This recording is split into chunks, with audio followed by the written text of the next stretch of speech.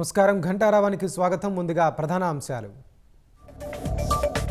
పోలవరంలో గ్యాప్ 2 నిర్మాణ పనులకు శ్రీకారం.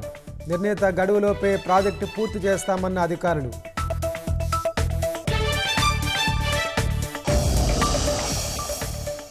ఆదోని జిల్లా కోసం ఉధృతమవుతున్న నిరసనలు. మండలాన్ని పునర్విభజించాలని డిమాండ్లు.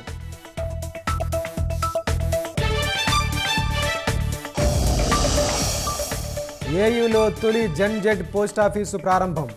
ఎంబీఏ విద్యార్థులే నిర్వహించేలా ఏర్పాట్లు.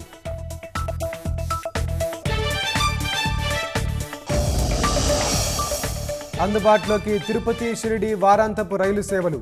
టెంపుల్ టూరిజానికి ఉపయుక్తమన్న మంత్రి జనార్దన్ రెడ్డి.